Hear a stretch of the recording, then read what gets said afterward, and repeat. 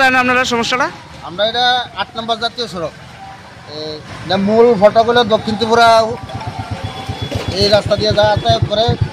সাধারণ বৃষ্টিতে ব্রিজের যে অবস্থা, মানে দুর্যোগপূর্ণ অবস্থা, ব্রিজে মানে একটা বাইক যেতে পারে না, গাড়ি যেতে পারে না, যা একটা অবস্থা।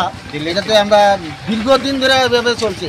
জাতীয় সড়ক যারা রক্ষণাবেক্ষণ করতে আছে তারা কেউ এটার প্রতি নজরে দিতেছে না। ব্রিজের মধ্যে জল জমা থাকে, জল জমানোর পরে ব্রিজের বিরাট ভর্তি হয়ে গেছে। গিয়ে কিছুদিন আগে একটা অ্যাক্সিডেন্ট হয়েছে, লোক মারা গেছে। হ্যাঁ, বাইকে একটা অ্যাক্সিডেন্ট হয়েছে, দাদু নাতি যে মারা গেছে মারা গেছে। এর আগে একটা মারা গেছে, প্রায় অ্যাক্সিডেন্ট হইতেছে, এখানে দুর্ঘটনা ঘটে প্রায় সময়। আর এখন যে অবস্থা হয়েছে, ব্রিজে ভেঙে লয়ে পড়বো, ব্রিজ ভেঙে লয়ে ওই দিকে যাতায়াতের একদম অচল হয়ে যাবে। আমরা সাধারণ মানুষ, নিত্য যাত্রী যারা আছে, যাত্রী যারা আছে, তারা দুর্ভোগে নাজেহাল হয়ে যায়। এই রাস্তা দিয়ে মানে ডিএম যায় না? আমরা সিপাহীজলা ডিএম অফিস কাছে বিশ্রামগঞ্জ ডিএম তারাও দেখে না। তারা দেখে, তারা গাড়িতে বয়ে দেয়, তারা কি আর নজর দেয়নি? তারা গাড়িতে বয়ে দেয়, রাস্তার কি কন্ডিশন দিতে জানি।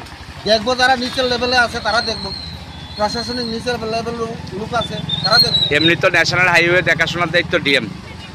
ডিএম গাড়িতে বয়ে দেয়, ডিএম কি রাস্তা নাই মা দেখবো নাকি? আপনারা কি চাইতেছেন?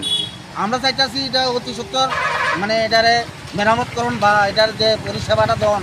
এখানে জল জগনের পাইপলাইন আছে, পাইপলাইনগুলো মানে পাথরে দাম হয়ে গেছে। হ্যাঁ, এরা এটার প্রতি কোনো নজরে দিতেছে না।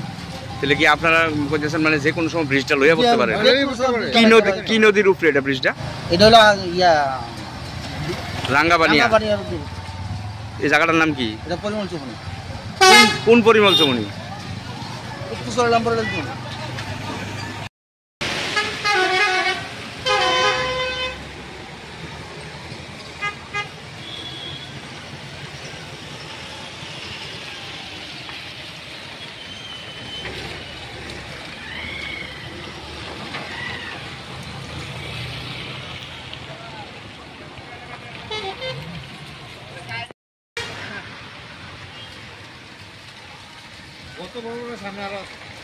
গত লইয়া পড়বো।